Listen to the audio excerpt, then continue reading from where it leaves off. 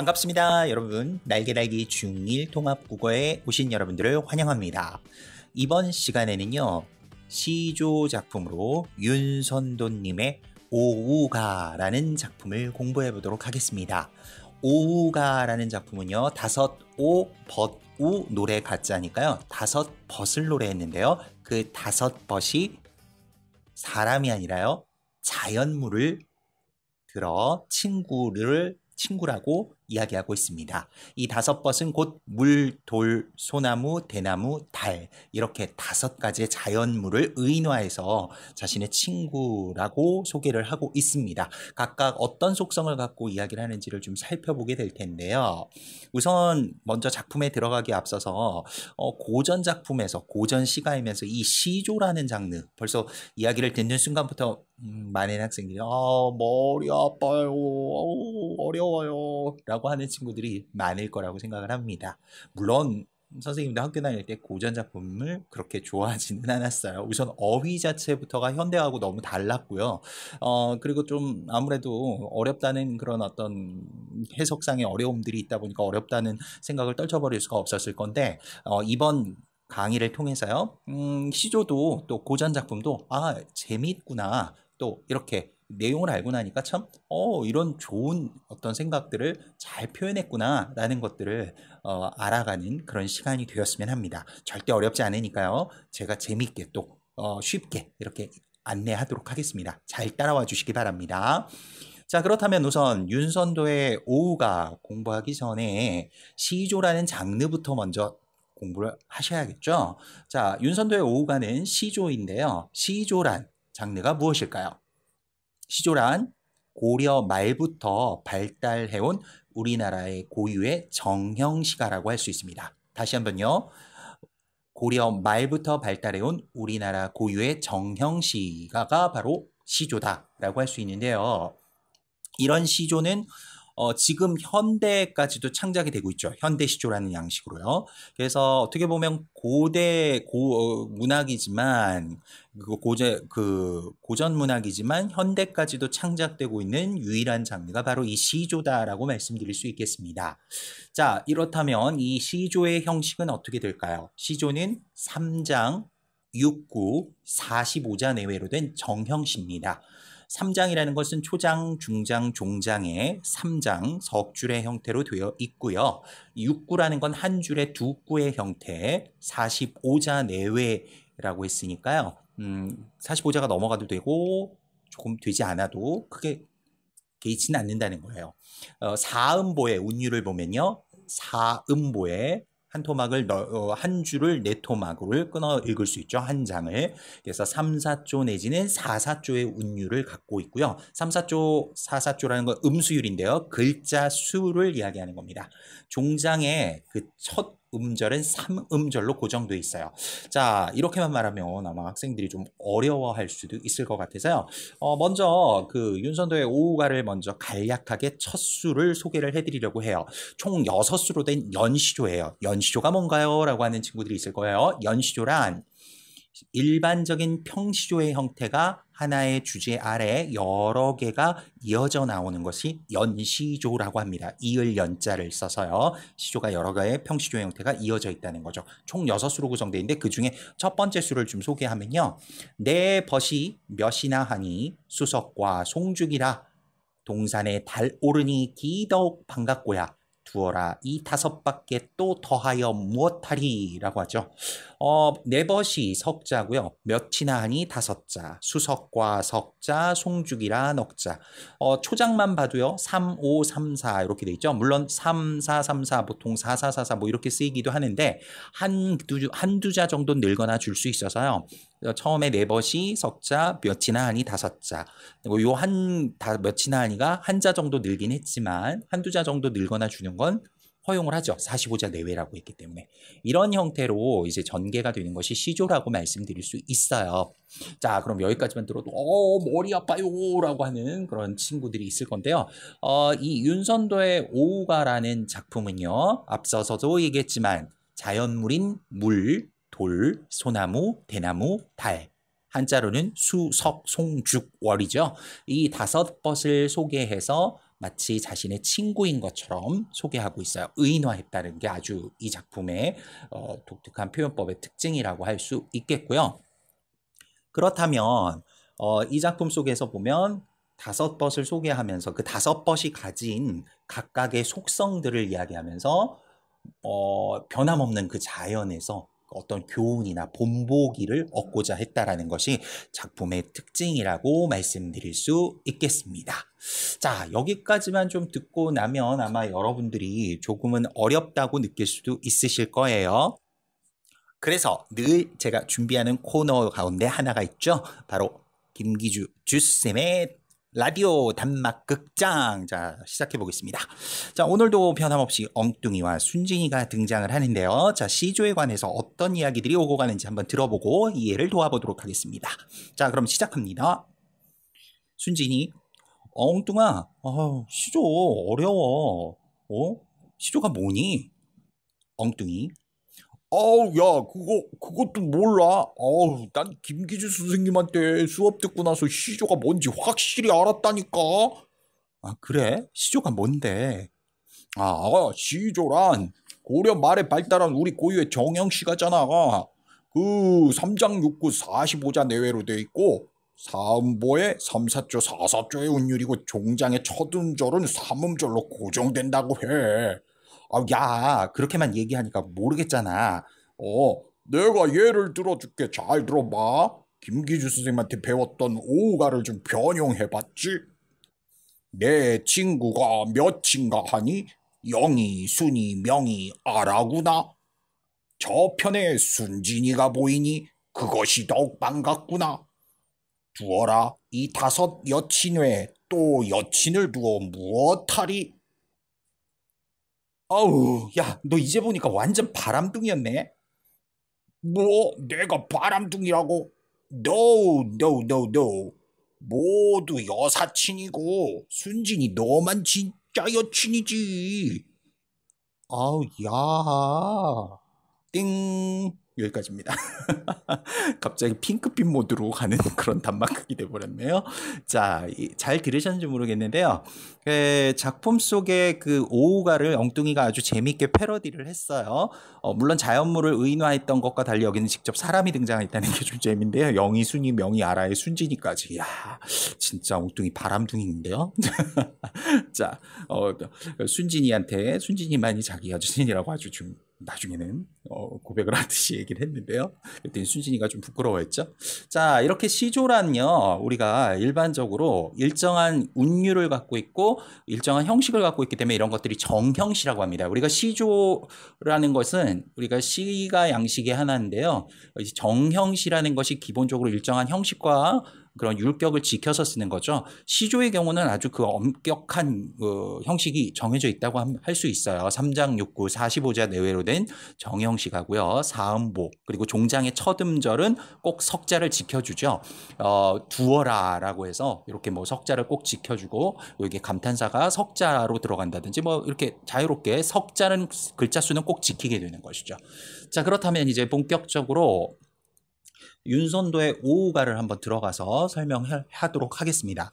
윤선도의 오우가는요, 총 6수로 된 연시조라고 말씀을 드렸고요. 성격상 자연을 찬양해요. 그걸 예찬적이라고 하죠.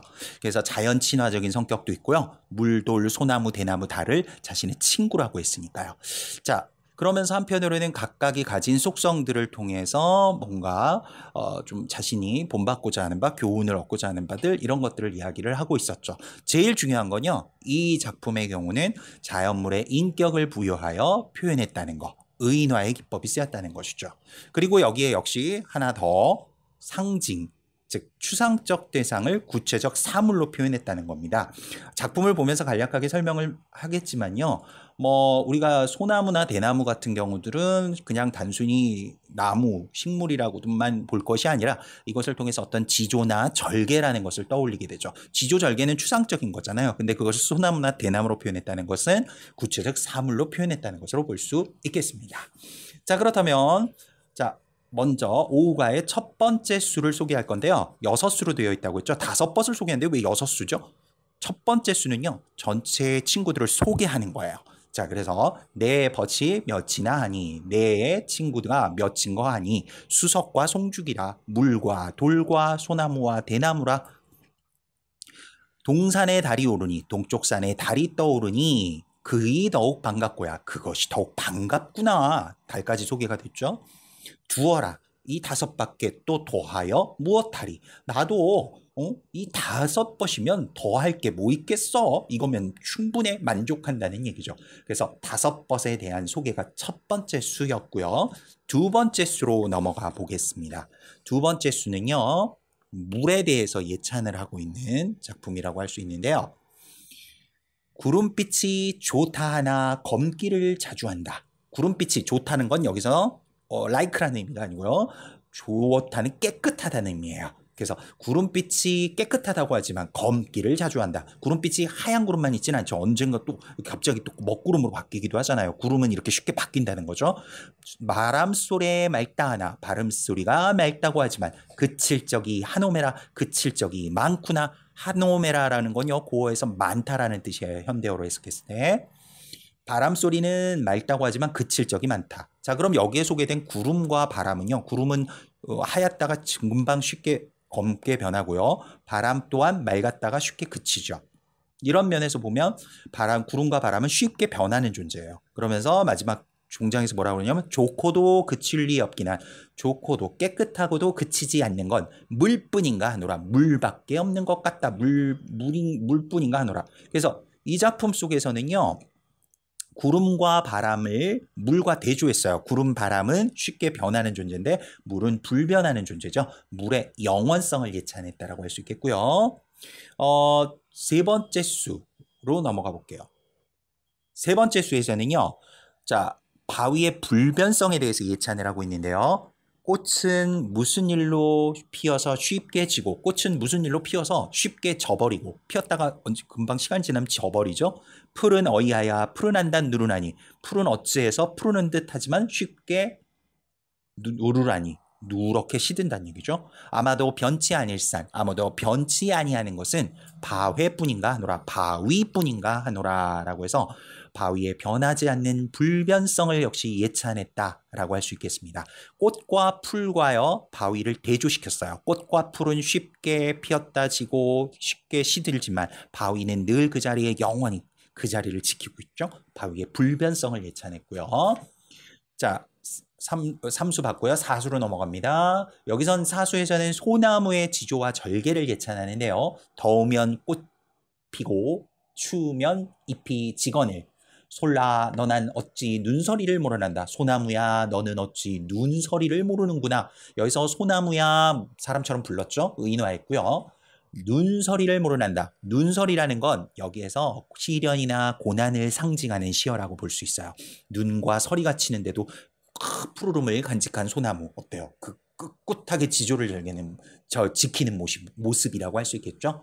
구천에 뿌리 고든 줄을 근로하여 하노라. 자, 구천이라는 것은 땅속 깊은 밑바닥인데요. 땅속 깊이 뿌리가 고든 것을 그것으로 인하여 한다. 그것이란 거 앞에서 뭐예요? 눈서리 가운데도 푸르름을 잊지 않는 거. 이런 것들을 얘기하는 거죠. 자, 그래서 4수에서는요. 소나무의 지조와 절개를 예찬했다라고 할 수 있겠습니다. 자, 그러면 5수로 넘어갈게요. 5수에서는 대나무를 소개하고 있는데요. 나무도 아닌 것이 풀도 아닌 것이 나무도 아니고 풀도 아닌 것이 자, 대나무가 이게 나무야 풀이야 이러면서 곧기난 뉘식이며 속은 어이 비었난다. 곧기는 누가 시켰으며 곧게 그렇게 쭉쭉 자라오르는 건 도대체 누가 시켰으며 속은 어이 비었난다. 속은 어찌 그렇게 텅 비어있는가. 대나무는 속이 이렇게 비어있는 식물 아닙니까? 저렇고 사시에 푸르니 저렇게 사계절에 늘 푸르르니 그를 교화하노라. 그것을 좋아합니다. 라고 해서 대나무의 욕심 없음과 석이 비어있다는 건 욕심 없음을 상징하는 거고요. 그 다음에 늘 푸르름을 간직하죠. 그건 지조를 얘기하는 거예요. 그래서 5번째 수는 대나무의 욕심 없음과 지조를 예찬했다라고 할 수 있고요. 마지막 6번째 수가 달을 소개하고 있죠. 작은 것이 높이 떠서 만물을 다 비추니.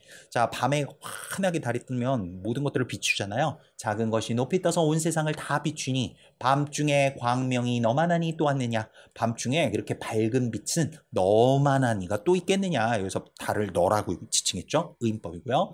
보고도 말 아니하니, 보고도 말을 하지 않으니 내 벗인가 하노라, 나의 친구인가 하노라 라고 해서 보고도 말 안 한다. 보고도 말을 전달하지 않아요. 그건 달의 과묵함. 그러면서 달이 또 앞에서는 밝다라고 했죠. 그래서 달의 광명과 과묵함을 역시 찬양하면서 이야기하고 있는 것이 마지막 육수라고 할 수 있습니다. 자, 총 6수로 구성되어 있다 보니까 의외로 또 이렇게 설명할 게 좀 많았죠. 제가 좀 빠르게 설명은 하긴 했는데 여러분들 이게 한 번 들었을 때 이해 안 된다면 좀 반복해서 들어주셨으면 좋겠어요. 자, 그 다음에 보시면요. 이렇게 해서 우리가 총 6수로 된 오우가라는 부분을 정리를 해봤는데요. 자, 그냥 넘어갈 수는 없죠. 여기서 내용을 확인하는 잠깐 탑 퀴즈 들어갑니다. 자, 총 4문제 정도를 제가 낼 테니까요. OX로 답해 보시면 되겠어요. 내용을 잘 이해했는지 확인하는 시간 갖겠습니다. 오우가에는 1번 오우가에는 물, 구름, 바위, 꽃, 대나무의 5자연물이 등장한다. 즉 오우가라는 제목에 포함된 그 자연물을 얘기하는 거죠. 오우가에는 물, 구름, 바위, 꽃, 대나무의 5자연물이 등장한다. 맞으면 O, 틀리면 X. 정답은 D, X입니다. 물, 돌, 소나무, 대나무, 달이라고 했지. 물, 구름, 바위. 구름과 바위, 꽃 이건 제외돼야죠. 그렇기 때문에 X라고 할 수 있겠습니다. 2번 오우가에는 은유법이 주로 사용되었다. 맞으면 O, 틀리면 X. 정답은 D, X입니다. 역시. 왜요? 자연물은 사람이 아닌데 사람처럼 어떤 속성을 갖고 있는 것처럼 얘기하죠. 물은 영원한 속성, 바위는 불변성, 소나무는 지조와 절개, 대나무는 욕심없음, 지조, 달은 광명과 과묵함. 마치 사람들처럼 표현했어요. 의인법이 주된 표현법이라고 할 수 있어요. 꼭 기억합시다. 중요합니다. 자, 3번. 오우가는 추상적 개념을 구체적 사물로 표현한 상징이 사용되었다. 맞으면 O, 틀리면 X. 정답은 딩동댕 O입니다. 그렇죠. 추상적 개념이라는 건 이제 뭐 지조나 절개, 뭐 과묵함 이런 것들은 눈에 보이지 않는데 그걸 뭐 소나무나 또 대나무나 달이나 뭐 이런 것들의 구체적 사물로 빗대어서 표현을 했죠. 그래서 상징이 사용됐다라고 할 수 있겠고요. 4번째 문제입니다. 오우가에는 지조와 욕심 없음을 상징하는 자연물은 물이다. 맞으면 O, 틀리면 X. 자, 정답은 D, X입니다. 왜요? 대나무였죠. 오우가에서 지조와 욕심 없음을 상징하는 것은 대나무였다라고 할 수 있겠습니다. 자, 짧은 시간 안에 사실 6수나 되는 그 시조를 정리한다는 게 좀 쉽지 않은 일이긴 했지만요. 이번 강을 통해서 좀 오우가란 이런 노래였구나 라는 거 정도 기억해 주시고요. 주요 표현법 기억해 주시고 또 여기에 더불어 앞서 얘기했던 시조라는 장르에 대한 이해도 가볍게 정리를 해 주셨으면 좋겠습니다. 제 강의는 여기까지고요. 저는 또 다음 강에서 알찬 강의 가지고 만나 뵙도록 하겠습니다. 수고하셨습니다.